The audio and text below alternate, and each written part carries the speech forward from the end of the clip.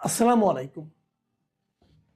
প্রিয় দর্শক, বেগম খালেদা জিয়াকে নিয়ে দেশের মানুষ এখন উদ্বিগ্ন। ওনার স্বাস্থ্য নিয়ে উদ্বিগ্ন, ওনার জীবন নিয়ে উদ্বিগ্ন। এবং গতকালকে এটা নিয়ে আলোচনা করতে যেয়ে আমি বলেছিলাম যে ওনার একমাত্র জীবিত পুত্র তারেক রহমান দেশে আসছেন না কেন? মার কাছে থাকার জন্য, মাকে দেখার জন্য। বলা হচ্ছিল যে বেগম খালেদা জিয়াকে বিদেশে নেওয়া যায় কিনা, কিন্তু এরই মধ্যে আমরা জেনেছি ডাক্তাররা বলেছেন ওনার যে হেলথ কন্ডিশন, তাকে বিদেশে নেওয়াও যাচ্ছে না। তো সেক্ষেত্রে তারেক রহমান কেন আসছেন না, এই প্রশ্নটা সবার মধ্যে আছে। এবং তারেক রহমানের আসার দাবিটা কিন্তু অনেক আগে থেকে আছে, বিএনপির পক্ষ থেকে আছে, দেশের সাধারণ মানুষের পক্ষ থেকেও কিন্তু এটা আছে। এখন মায়ের ঘটনা আরেকটা মানবিক কারণ যুক্ত করেছে। এটা নিয়ে কালকে আমি কিছু কথা বলেছি এবং আমাদের সাধারণ মানুষের মনের ভাবটা কি সেটাও আমি আমার মতো করে বলার চেষ্টা করেছি। কিন্তু যে কথাটা কালকে আমি বলিনি সেটা হলো, এই তার আসতে না পারা, এর পেছনে কি ডিপ স্টেটের কোনো ভূমিকা আছে? এখন ডিপ স্টেট জিনিসটা কি, এটা নিয়ে আলোচনা কিন্তু হতেই পারে। সে আলোচনায় আমি আসছি। তার আগে আমি একটু বর্তমানের বাস্তবতাটা বলে নিই। তারেক রহমানের যে পার্টি আছে বিএনপি, সেই বিএনপির নেতৃবৃন্দর কাছে সাংবাদিকরা প্রশ্ন করেছেন যে উনি কেন আসছেন না। মির্জা ফখরুল ইসলাম আলমগীর, যিনি বিএনপির মহাসচিব, তাকে যখন প্রশ্ন করা হয় তিনি কেবল বলেছিলেন যে তারেক রহমানের ফেসবুক স্ট্যাটাসে সব ব্যাখ্যা আছে, এই বিষয়ে আর কিছু বলার নেই। এখন ফেসবুক স্ট্যাটাস উনি কী বলেছেন আমি আবারও কালকে পড়েছি, আরেকবার নতুন করে বলি। আমি ওই জায়গাটুকু বলি যেটুকু তার আশার সম্পর্কে আছে। তিনি বলেছেন যে এমন সংকটকালে মায়ের স্নেহ স্পর্শ পাবার তীব্র আকাঙ্ক্ষা যে কোনো সন্তানের মতো আমারও রয়েছে, কিন্তু অন্য আর সকলের মতো এটা বাস্তবায়নের ক্ষেত্রে, এখান থেকে খেয়াল করেন, এটা বাস্তবায়নের ক্ষেত্রে আমার একক সিদ্ধান্ত গ্রহণের সুযোগ অবারিত ও একক নিয়ন্ত্রণাধীন নয়। মানে উনি একাই সিদ্ধান্তটা নিতে পারছেন না, ওনার নিয়ন্ত্রণেও নেই সে সিদ্ধান্ত নেওয়ার ক্ষমতাটা। তারপরে আরও বলেছেন, স্পর্শকাতর এই বিষয়টি বিস্তারিত বর্ণনার অবকাশও সীমিত। মানে বিষয়টা এক নম্বর হলো স্পর্শকাতর, এবং এটা কী ঘটনা এটা নিয়ে বিস্তারিত বর্ণনাও উনি করতে পারছেন না।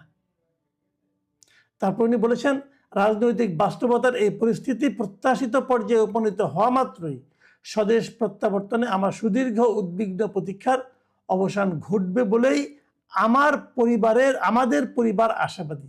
মানে ওনাদের পরিবার আশাবাদী যে খুব শিগগিরই এটা যদি ঘটে যায়, ওনারা যা চাচ্ছেন, তাহলে উনি যেতে পারবেন। মির্জা ফখরুল ইসলাম আলমগীর এদিকে ইঙ্গিত করেছেন যে ওখানেই সব বলা আছে। তার মানে কি, বেশি কথা অথবা খুলে বলার ইচ্ছা তার দল বিএনপিরও নেই, তারাও খুলে কিছু বলতে চায় না। কেন গোপনীয়তা, কার কাছে গোপন করতে চায়, এবং সেটা কি গোপন করতে গেলে আরো বেশি সন্দেহের জন্ম দেয় না? এই প্রশ্নগুলো কিন্তু আমি কালকে করেছিলাম। তাহলে কি সরকার আসতে দিতে চায় না? সরকার কি বলছে? সরকার গতকালকেই বলেছে, সরকারের এই স্ট্যাটাস নিয়ে তারেক রহমানের এই স্ট্যাটাস প্রকাশিত হওয়ার কিছুক্ষণের মধ্যেই, অল্প কিছুক্ষণ পরেই সরকারের প্রেস সেক্রেটারি তিনি বলেছেন যে তারেক রহমানের ফেরার ব্যাপারে সরকারের তরফ থেকে কোনো ধরনের বাধা নিষেধ বা কোনো ধরনের আপত্তি নাই। সরকার স্পষ্ট করেছে নাই। আমি আগেও বলেছিলাম আপনাদেরকে যে গত 15ই জুন যখন প্রধান উপদেষ্টার সঙ্গে তারেক রহমানের বৈঠকটা হয়, তখনই আমাদের স্বরাষ্ট্র বিষয়ক উপদেষ্টা জাহাঙ্গীর আলম চৌধুরী বলেছিলেন যে তারেক রহমানের দেশে ফেরার ব্যাপারে তাদের কোনো ধরনের বিধিনিষেধ বা আপত্তি নেই। সরকার কিন্তু দায়টা নিজের কাঁধে আর রাখলেন না। তাহলে দায়টা কার? এবং আজকে আমরা এটাও দেখলাম যে আমাদের পররাষ্ট্র বিষয়ক যিনি উপদেষ্টা আছেন মিস্টার তৌহিদ হোসেন, তিনি কিন্তু বলেছেন যে তারেক রহমান যদি আজকে আসতে চান, তাকে একদিনের মধ্যে ট্রাভেল পাস দিয়ে দেওয়া হবে। মানে উনি যদি আজকে সিদ্ধান্ত নেন, কালকের মধ্যে ট্রাভেল পাস দেওয়া যাবে এবং উনি পরশুদিন চলে আসতে পারবেন।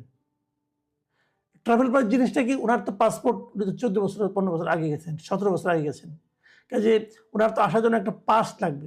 সেই পাসটা বাংলাদেশ হাই কমিশন যেটা আছে লন্ডনে, তারাই দিবে ওনাকে, একটা ট্রাভেল পাস দেবে, সেই পাস নিয়ে উনি বিমানে করে দেশে আসতে পারবেন।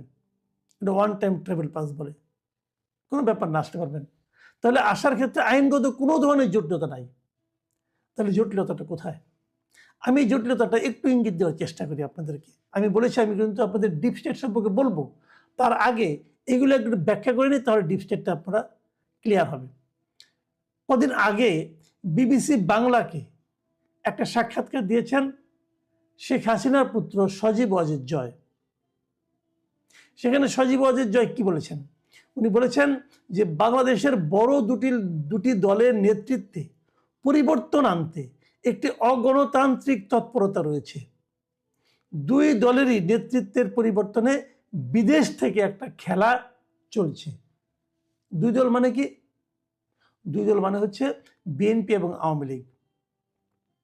বিএনপি এবং আওয়ামী লীগ এই দুই দলেরই নেতৃত্বে একটা পরিবর্তনের জন্য একটা খেলা চলছে এবং জয়ের বিবেচনায় সেটা বিদেশ থেকে চলছে। দেখুন, এই সমস্ত কথার হয়তো আপনারা বলবেন যে এটার ভিত্তি কি, কিসের উপর ভিত্তি করে উনি কথাগুলি বললেন। এখন আমি আপনি হয়তো বুঝতে পারছি না ভিত্তিটা কি, কিন্তু তাদের কাছে তো তথ্য আরও বেশি থাকে। তারা হয়তো কোনো না কোনো ভিত্তির উপর নির্ভর করে এই ধরনের আশঙ্কা করছেন। এই যে আশঙ্কা, এই দৃশ্যমান কোনো ভিত্তি নেই, তারপরও আশঙ্কা করছেন এবং সেই আশঙ্কাকে অনেকে মেনেও নিচ্ছেন। সরকারের কোনো আপত্তি নেই, রাষ্ট্রের কোনো আপত্তি নেই, দৃশ্যমান কোনো ঝামেলাও নেই, তারপরে ঝামেলা একটা থেকে যাচ্ছে। এটা কেন? এটাই হচ্ছে ডিপ স্টেট। আসলে ডিপ স্টেট বিষয়টা কি? আপনি কিন্তু ডিপ স্টেট বলতে খুব বেশি কিছু যে এক্সিস্ট করে, খুব দৃশ্যমান কিছু যে আছে, এটা কিন্তু প্রমাণ করা যাবে না। এটা হলো এমন একটা শক্তি, যা গোপন শক্তি, যে শক্তিটা আড়ালে থেকে কাজ করে, যাকে দেখা যায় না কিন্তু যাকে অগ্রাহ্য করা যায় না। যেমন আমি উদাহরণ দিয়ে বলি আপনাদেরকে, শেখ হাসিনা যখন ছিলেন তখন আমরা আয়নাঘর বলে কথা বলতাম। আয়নাঘর দেখা যেত, তখন দেখা যেত না, কিন্তু আয়নাঘরের ভয়টা কার মধ্যে ছিল না বলেন? সবার মধ্যে কিন্তু আয়নাঘরের ভয়টা ছিল। গুম হতো, পুলিশকে জিজ্ঞাসা করতেন, না আমরা তো নেইনি। র্যাবকে জিজ্ঞাসা করবেন, না তারাও নেয়নি। তাহলে কে নিল? কেউ নেয়নি, কেউ স্বীকার করছে না, কিন্তু লোকটা নেই। এটা কে? কোথায় গেল? এই যে যাওয়াটা, কোন ব্যক্তির তাকে ধরে নিয়ে গেলো সেটা ইম্পর্টেন্ট না, কিন্তু নিয়ে কোথায় রাখলো সেটাও ইম্পর্টেন্ট না, কিন্তু এই যে টোটাল প্রক্রিয়াটা, একজন লোক হঠাৎ করে হাওয়া হয়ে যাচ্ছে, এটাই হচ্ছে ডিপ স্টেটের কাজ। ডিপ স্টেট এই কাজগুলি করে, যে কাজগুলো কোনো জবাবদিহিতা নেই, যে কাজগুলো দৃশ্যমান নয়, অথবা কারা করছে সেটা দৃশ্যমান নয়, অথবা যে করছে সে দৃশ্যমান হলেও সে কেন করছে সেটা দৃশ্যমান নয়, অথবা তাকে কেন করতে হচ্ছে সেটাও দেখা যাচ্ছে না।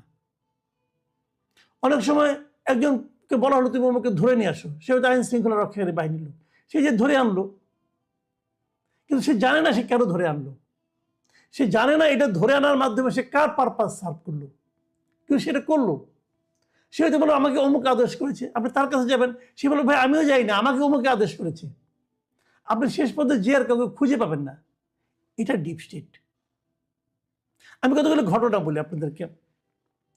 যেমন ধরেন, আপনাদের মনে আছে মাঝখানে একবার আমাদের ডেইলি স্টারের সম্পাদক মিস্টার মাহফুজ আনাম, উনি একবার একটা সাক্ষাৎকারে বলেছিলেন, একটা টেলিভিশন এটিএন নিউজের একটা সাক্ষাৎকারে উনি বলেছিলেন যে 1/11-এর সময় ওই ডিজিএফআই অথবা আর্মি ওখান থেকে পাঠানো কিছু তথ্য দিয়ে ওনারা নিউজ করতেন, এবং এটা ছিল ওনার সাংবাদিক জীবনের একটা বড় ভুল, উনি স্বীকার করেছিলেন।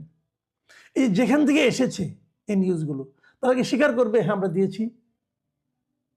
স্বীকার করবে না, কিন্তু তারা দিত কেন? সেই হিসেবে একটা ডিপ স্টেট কাজ করত। সরকারের ভেতরে আরেকটা সরকার, যাকে দেখা যায় না কিন্তু তাকে অগ্রাহ্য করা যায় না। এবং সেই ডিপ স্টেট তখন কি চাইতো? সেই ডিপ স্টেট তখন চাইতো যে -2 ফর্মুলা নিয়ে তারা অগ্রসর হয়েছিল, যে দুই দল থাকবে, কিন্তু আওয়ামী লীগের শীর্ষ ব্যক্তিত্ব যিনি ছিলেন তিনি থাকবেন না, বিএনপি যিনি শীর্ষ নেতৃত্ব ছিলেন তিনিও থাকবেন না, খালেদা জিয়া থাকবেন না, শেখ হাসিনা থাকবেন না। বিএনপি এবং আওয়ামী লীগ দুটোই নতুন নেতৃত্বের মাধ্যমে পরিচালিত হবে। আরও যদি আমি সহজ করে বলি, পরিবারতন্ত্র থাকবে না। আমাদের অনেকে আছেন, এই সরকারের মধ্যে অনেক গুরুত্বপূর্ণ ব্যক্তি আছেন যারা নাকি পরিবারতন্ত্রের ঘোর বিরোধী। পরিবারতন্ত্র নাও থাকতে পারে, পরিবারতন্ত্র আমি নিজেও পছন্দ করি না, কিন্তু আমি করি আর না করি তাতে কিছু যায় আসে? এই দেশের মানুষ কি চায় সেটা আপনাকে দেখতে হবে। এখনো দেখবেন একদম গ্রাম পর্যায়ের নির্বাচনে কিন্তু বলা হয় চেয়ারম্যান করা হবে, অমুক বাড়ির ছেলেটা করতে হবে, অথবা অমুকের নাতি, অমুকের ছেলে, সে প্রেসিডেন্ট ক্যান্ডিডেট হচ্ছে, সে হয়তো চেয়ারম্যান ক্যান্ডিডেট হয়েছে, সে হয়তো কোনো একটা ক্যান্ডিডেট হয়েছে। ওই বাপের পরিচয়ে কিন্তু অনেকে ইলেকশন করে এবং জিতেও যায়। এটা কিন্তু এক ধরনের পরিবারতন্ত্র।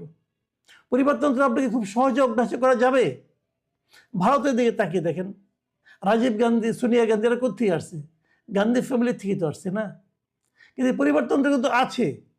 কিন্তু আমাদের এই সাবকন্টিনেন্টে পরিবারতন্ত্র অনেকটা প্রভাবশালী, কিন্তু অনেকে মনে করেন যারা নাকি পাশ্চাত্য শিক্ষা শিক্ষিত, তারা মনে করেন পরিবারতন্ত্র রাখা চলবে না। সেই জন্য তখন -2 করা হয়েছিল, এবং -2 কারণে ওটা কিন্তু ডিপ স্টেটের একটা প্ল্যান ছিল, সেই প্ল্যানটা ফেল করেছিল। কেন ফেল করেছিল? ফেল করেছিল এই কারণে যে এই দেশের সাধারণ মানুষ সেটাকে মেনে নেয়নি। তো এখন কি আবার ডিপ স্টেট সেটাই চাচ্ছে, যেটা নাকি জয় বললেন যে একটা -2 ফর্মুলা আবার চলছে নতুনভাবে।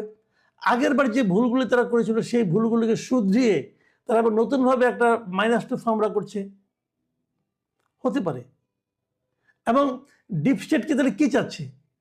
এই যে আওয়ামী লীগ তখন নাই, যদি ইলেকশন হয় আওয়ামী লীগ নাই, এবং যদি ডিপ স্টেট যদি তারেক রহমানের ফেরত আসাটাকে পছন্দ না করে, তাহলে বিএনপি কোথায়? তাহলে ক্ষমতায় কে আসবে? এই সমস্ত কিন্তু নানা ধরনের প্রশ্ন আসবে। তাহলে কি ডিপ স্টেট অন্য কোনো শক্তিকে চাচ্ছে ক্ষমতায় আনতে? সেটা কি কোনো পলিটিক্যাল শক্তি? পলিটিক্যাল শক্তি বলতে আর কোনো শক্তি দেখছি না আমরা জামাতে ইসলাম ছাড়া। তাহলে কি ডিপ স্টেট জামাতে ইসলামকে সাপোর্ট দিচ্ছে? অন্ততপক্ষে তাদের যে মূল লক্ষ্য যে পরিবারতন্ত্রের বিনাশ করা, তাকে সেটা করতে যাচ্ছে। দেখুন, পরিবারতন্ত্রের বিনাশ যখন বলা হয় তখন কিন্তু আরেকটা কথা আসে। দেখুন, আওয়ামী লীগের পরিবারতন্ত্র এখন মোটামুটি নাই। শেখ হাসিনার পর আর জয় রাজনীতিতে আসবে এমনটা শুনিনি, পুতুলও আসবেন কিনা জানি না।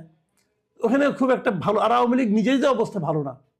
আর বিএনপির যদি তারেক রহমান না থাকেন তাহলে আর থাকবেটাকে? খালেদা যেহেতু অবস্থা, শরীরের শারীরিক অবস্থা খুবই খারাপ, তাহলে এখানেও কিন্তু পরিবারতন্ত্র একদম নিশ্চিহ্ন হয়ে যাচ্ছে। তাহলে এটাই কি লক্ষ্য? এই জন্যই কি এটা শেষ পেরেকটা তারেক রহমানকে আসতে না দেওয়া? এটাই কি? আমি জানি না। আমি কিন্তু অনেকগুলো প্রশ্ন করলাম, এবং এই প্রশ্নগুলোর মধ্যে আপনার উত্তরটাও পাবেন। একটু ঠান্ডা মাথায় চিন্তা করুন। তা না হলে আপনি ভাবুন তো, আপনি তারেক রহমানের জায়গায় নিজেকে বসিয়ে ভাবুন, আপনি কি করতেন? ধরেন আপনি ডিপ স্টেট বুঝেন না, কোনো ষড়যন্ত্র তত্ত্ব আপনার কাছে নিয়ে গেলে আপনি শুনলেন না, জানলেন না, তাহলে আপনি কি করতেন? আপনি চলে আসতেন। কারণ আপনি দেখতেন যে দেশের এই মুহূর্তে তার তো সবচেয়ে বড় পদে তার যাওয়ার ব্যাপার, সবচেয়ে ক্ষমতাবান ব্যক্তি হওয়ার তার সুযোগ, এই সুযোগকে তিনি কেন দূরে থাকছেন? এই সুযোগ থেকে মানুষের কাছে কেন যাচ্ছেন না? তাহলে এত জনপ্রিয় থাকা সত্ত্বেও কারণ ওই একটাই, একটা ভীতি কাজ করে। সেই ভীতিটা কি? ডিপ স্টেটের ভীতি। এখন এই ডিপ স্টেটের ভীতিটা তাকে কে ইনফর্ম করলো? এটা কিন্তু আরেকটা $1 মিলিয়ন কোশ্চেন।